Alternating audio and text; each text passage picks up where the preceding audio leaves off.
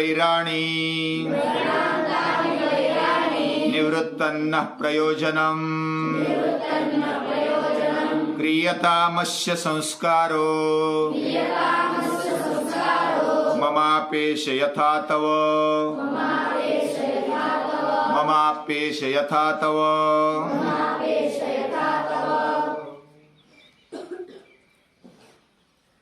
इंद्रजीत का मारे जाने पर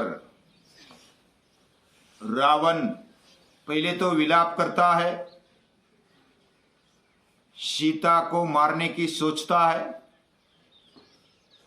लेकिन सुपार्श उसको परावृत्त कर देता है। और सही पराक्रम दिखाना है तो युद्ध में दिखाओ, श्री राम को मारो। और इसलिए युद्ध में बड़े स्फूर्ति के साथ रावण आता है, लेकिन युद्ध घमासान करने के बावजूद और लक्ष्मण को बेशुद्धि देने के बावजूद, यानी इतना आघात किया उस अमोघ शक्ति का कि लक्ष्मण बेशुद्ध हो जाते। और इतनी अवस्था में भी श्री राम इतनी लड़ाई करते, वो फिर भाग जाते, यानी डर कर भाग जाते कि अब मेरा अभी ठिकाना नहीं रहेगा। और फिर वापस इधर लक्ष्मण को मूर्छा आने के बाद हनुमान फिर से एक बार द्रोणागिरी लेकर आते और वह संजीवनी देकर उनको फिर जीवित किया जाता है, यानी वो मरे नहीं है, अचेत हो गए। और फिर उसमें स्फूर्ति आ गई, लक्ष्मण में स्फूर्ति आ गई, और बाकी जो भी वानर थे वह भी जो मूर्छा में थे वो फिर तेजस्वी हो गए, स्फूर्तिवान हो गए और लड़ने के लिए तैयार हो गए। फिर रावण अगले समय जो आते हैं तो बड़ा निश्चय करके आते हैं, करो या मरो, ऐसी मन में ठान कर वो युद्ध में आते हैं। और इतना घमासान युद्ध होता है कि पूछो मत। हमने कल एक श्लोक देखा था, गगनम गगनाकारम रावणम रावणोपमा, गगनम गगनाकारम सागरम सागरोपमा, राम रावणयोर युद्धम राम रावणयोर युव। राम रावण का कैसा युद्ध, तो उसको उसकी उपमा दी जाती है। इतना घमासान हो गया, अभी तक ऐसा युद्ध नहीं हुआ। और जैसे गगन आकाश को आकाश की उपमा दी जाती है, सागर को सागर की उपमा दी जाती है, वैसे राम रावण के युद्ध को राम रावण के युद्ध की ही उपमा दी जाती है। इतना वो घमासान युद्ध था। रावण इतना साधारण नहीं था, उसको बहुत सारे शस्त्रास्त्र आते थे। देव देवताओं को, इंद्र को भी पराजित करने की, असुरों को, राक्षसों को पराजित करने की शक्ति उसमें थी। और ऐसी शक्ति धारण करने वाले रावण बहुत ही घमासान युद्ध करते, अलग अलग शस्त्र अस्त्र फेंकते हैं, छोड़ते हैं। वो हमने धारावाहिक में बहुत सारे विद्यार्थियों ने भी देखा है, बहुत सारे देखते रामायण। और उस घमासान में फिर श्री राम लड़ने के लिए जब उद्यत होते हैं, यानी कि तैयार हो जाते हैं, तो बाकी देव देवता भी देखते हैं और देवादिदेव इंद्र भी देखता है कि राम लड़ रहा है, ये मनुष्य बनकर के लड़ रहा है, वनवासी होकर के लड़ रहा है, हाथ में केवल धनुष्य है और जमीन पर से लड़ रहा है। तो ऐसे राम को, श्री राम को हमें थोड़ी सी मदद करनी चाहिए, लेकिन ऐसे मदद लेने के लिए तैयार नहीं श्री राम। फिर भी विनती करते हुए इंद्र अपने सारथी को बोलते, मातली को बोलते कि अपना रथ तो लेकर जाओ। रावण तो रथ पर लड़ रहा है, तेजस्वी ऐसे अलंकारित रथ में लड़ रहा है, दिव्य रथ है, मायावी रथ है, ऐसे रथ में रावण लड़ रहा है। तो राम को भी उसकी बराबरी का कीमान देना चाहिए। उसके लिए मातली को इंद्र भेज देते रथ के साथ। घोड़े रथ है, सुसज्ज है, अस्त्र शस्त्रों से सज्ज है। श्री राम को विनती करते मातली, और ये इंद्र ने भेजा है, आप इसका स्वीकार करें। तो श्री राम भी स्वीकार करते, उनका मान रखते हुए वो रथ पर लड़ने के लिए जाते। और अभी तक युद्ध नहीं हुआ था, ऐसा युद्ध हुआ है। राम रावण का युद्ध, युद्धस्य कथा रम्या। एक एक बाण छोड़ते तो उसका प्रतिकार करते हुए हर कोई हारने का नाम नहीं लेता। इस प्रकार घमासान होता है। रावण का शौर्य सब देखते रह गए। इतना सारा पराक्रमी, इतना बड़ा योद्धा ये कर रहा है। आज भी हम बोलते हैं, क्या तू रावण लग गया है क्या? इतना बड़ा शक्तिशाली और उन्मत्तता से बोलता है, तू रावण लग गया है क्या? ऐसा आज भी बोलते। यानी रावण की शक्ति बड़ी थी, उसकी बुद्धि भी बड़ी थी। वेद का उच्चारण कैसा करना चाहिए, इसको स्वर देने वाला ये रावण है। बुद्धिमान है और पराक्रमी है। उसके 10 माथे, 10 ग्रीव उसको बोलते हैं। ऐसा किसी रामायण में लिखा है कि उसके 10 माथे हैं और एक एक बाण से उड़ाते हैं श्री राम, लेकिन फिर माथा आ जाता है। ऐसे बहुत सारे माथे उड़ा दिए, फिर भी माथे आ गए, मस्तक आ गए। लेकिन वाल्मीकि रामायण में वैसा नहीं, उसका एक ही मुख है,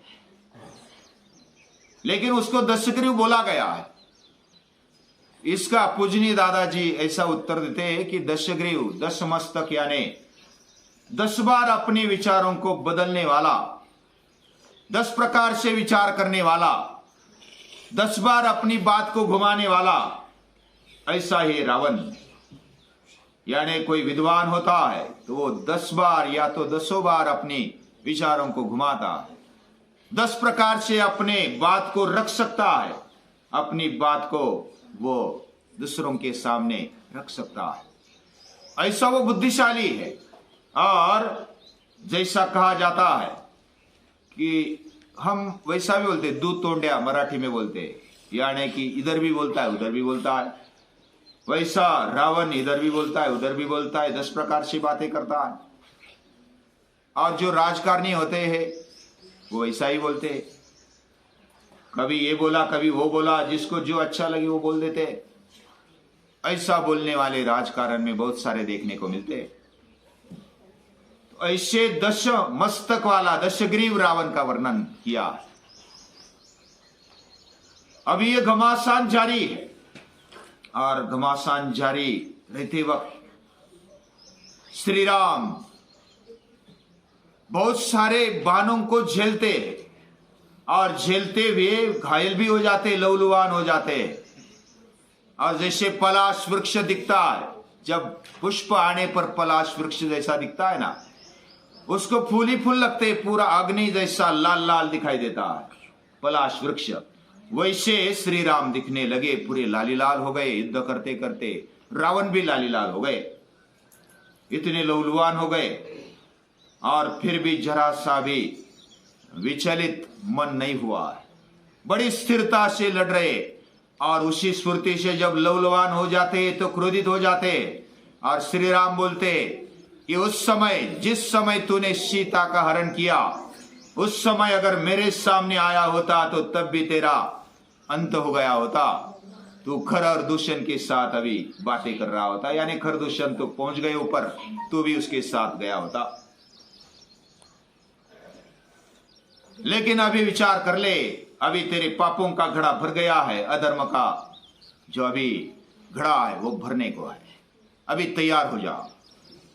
तो इस प्रकार एक एक बातें, जो पुरानी बातें, तू पलायन करता है, तू सच्चा योद्धा है तो सामने उसी समय आ जाता है, लेकिन तू भगोड़ा है, भागता हुआ तेरा पराक्रम मैंने देख लिया है, लेकिन आज दिखाई तेरा पराक्रम क्या है।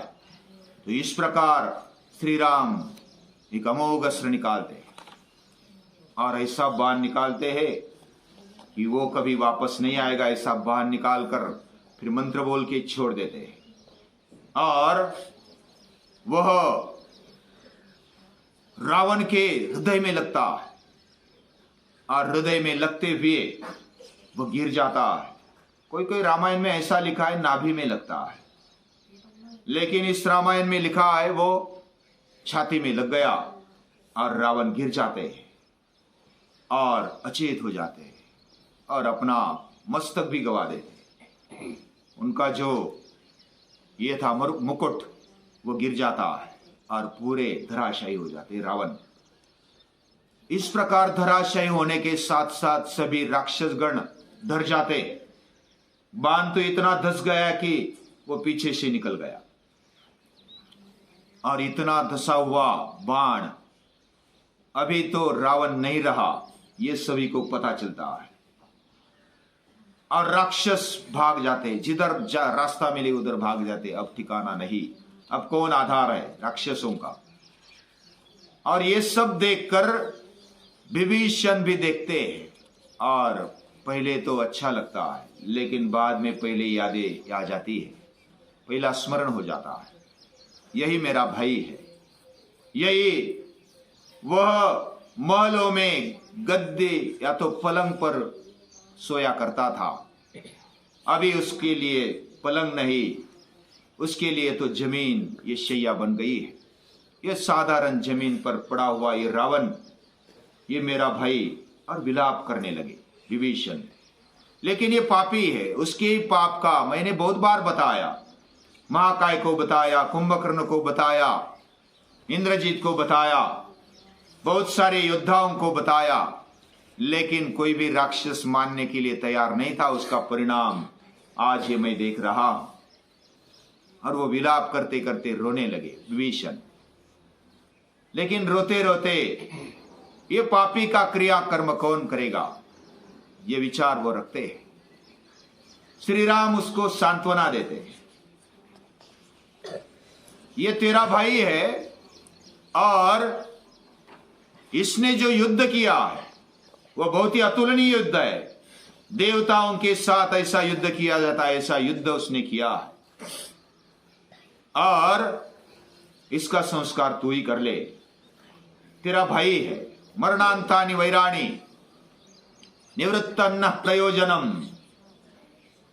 हमारा जो प्रयोजन था वो तो अभी हो गया। जिस सीता माता का अपहरण इसने किया था उसको तो मार दिया, अभी ये शव पड़ा है, इस शव के साथ मेरा कोई बैर नहीं। मरणांतानि वैराणि, एक बार मरण हो गया, प्राण निकल गया, प्राण पखेरु उड़ गए, तो उसके साथ क्या बैर करना। कोई कोई ऐसे होते हैं अपने ही भाई होकर के इतना लड़ते तेरे मरने पर भी मैं नहीं आऊंगा, ऐसा बोलने वाले आज भी है। शत्रु कैसा होना चाहिए। ये मारीच जब मरता है ना, मारीच यानी जो कांचन मृग बनकर आया था इस पंचवटी में, नासिक में, और मरते समय श्री राम उसके पास पहुंचे तो श्री राम को वो बोलते हैं कि मित्र हो तो श्री राम जैसा और शत्रु हो तो श्री राम जैसा। जिसको मित्र मिल गया श्री राम वो भी भाग्यवान है, और जिसको शत्रु भी मिल गया वो भी भाग्यवान होगा। मैंने श्री राम के हाथों से मरण पाया, मैं भाग्यवान हूं, ऐसा मारीच बोलते हैं। अभी कोई कोई रावण का और श्री राम का भी संवाद किसी रामायण में दोहराते हैं, लेकिन इधर संवाद नहीं हुआ। एक तो डायरेक्ट मार दिया, संवाद जो हुआ पहले हुआ। यानी तेरे हाथों से मैं मरूंगा तो मेरा भाग्य, ऐसा श्री रावण नहीं बोले इस रामायण में। लेकिन मैं लड़ रहा हूं मेरे जो कट्टर शत्रु है और जिसके साथ मुझे लड़ना चाहिए और जिस पराक्रम को मुझे दिखाना चाहिए वो मैं दिखा रहा हूं, और मुझे सामने वाला अच्छा मिल गया, ये तो रावण बोलते हैं। लेकिन आदर्श शत्रु कैसा होना चाहिए ये श्री राम की तरफ देखेंगे तो पता चलेगा। श्री राम बहुत ही महान हृदय वाले, बड़े हृदय वाले। मरणांतानि वैराणि निवृत्तन्न प्रयोजनम। हमारा प्रयोजन हो गया और एक बार मरण आ गया, प्राण निकल गए, तो उसमें क्या बैर, बैर तब समाप्त हो जाता है, खत्म हो जाता है। क्रियता मत्स्य संस्कारो, इसका संस्कार करो। दाह संस्कार, अग्नि अंत्येष्टि संस्कार तुझे करना है। ममाप्य से यथा तव, जैसे तेरा भाई है वैसा मेरा भी है। अभी मैं भी उसी समान मैं स्नेह करता हूं उस पर। तू जैसा करता है ना, तू जैसे विलाप किया वैसे मेरे अंदर भी, मैं किसी को मारने के लिए नहीं मारा, ये पाप को अधर्म को समाप्त करने के लिए, इसकी वृत्ति को समाप्त करने के लिए इसको मारा है। इसके साथ मेरा अभी कोई बैर नहीं। ये बात श्री राम बताते हैं। श्री राम अलौकिक मित्र है और अलौकिक शत्रु है। जब सुग्रीव के साथ मैत्री करते हैं तो पूरा एक साथ जीने का, एक साथ मरने का ये वचन लेते हैं सुग्रीव भी, कि हम साथ में लड़ेंगे, साथ में करेंगे, और मरते दम तक सुग्रीव ने निभाया। जब राम चले गए तो सुग्रीव भी नहीं रहे, उन्होंने भी शरीर प्रवेश किया। इतनी बड़ी मैत्री, मैत्री अग्नि के साक्षी से की है। और इस प्रकार रावण का अंत हो जाता है। रावण के अंत के बाद वो सब विलाप करने लगते हैं। हाँ, कुछ पूछना है प्रियवंश को। ये जो राम और रावण का युद्ध चला था वो कितने दिन चला था? वो ऐसा बोलते हैं कुछ दिन तक चला। अभी कितने दिन तक चला इधर नहीं लिखा है, लेकिन दिन में भी चला, रात में भी चला, रुकते नहीं थे। युद्ध करते करते इतना चला, कोई भी थकता नहीं था। लेकिन रावण थकने लगा, उसको भय लगने लगा, ये वर्णन है। लेकिन श्री राम इतने करने पर भी थके नहीं और वो बड़ी स्फूर्ति से लड़ते रहे, लौलुआन हो गए, लेकिन कभी छोड़ा नहीं, अपना स्थान छोड़ा नहीं, और लड़ते लड़ते थके भी नहीं, ये भी वर्णन है। लेकिन रावण थक गए थे, बीच में भय लग रहा था रावण को। और ये वेदांत कुछ पूछना चाहता ना, इस युद्ध में विभीषण भी लड़े थे क्या? हाँ, विभीषण भी लड़े। विभीषण को मारने के लिए तो वो लड़ रहे थे। रावण ने एक अमोघ शक्ति छोड़ी थी और लक्ष्मण ने उसमें आड़े आकर के उस शक्ति को ले लिया अपने शरीर पर, नहीं तो विभीषण मर जाता। इतने रावण ने वो शक्ति फेंकी थी। विभीषण भी लड़े। इस प्रकार रावण का अंत हो गया। हमारे जीवन में से भी रावण का अंत होना चाहिए। रावण शक्तिशाली है, बुद्धिशाली है, उसके पास ज्ञान है, शक्ति है, उसके पास भक्ति भी है, फिर वे उन्मत्तता है, अहंकार है, काम वासना है, भोग भोगने की लालसा है। ये वृत्तियां निकलनी चाहिए। वही अधर्म हमें अधर्म के मार्ग पर ले जाती है। हमें बुद्धि होनी चाहिए, शक्ति होनी चाहिए, भाव भक्ति भी होनी चाहिए। लेकिन हमारी शक्ति, हमारा ज्ञान, हमारा भाव भक्ति वह श्री राम के प्रति हो, भगवान के प्रति हो। यही कामना करते हुए आज का समाप्त करते हैं। नमस्कार।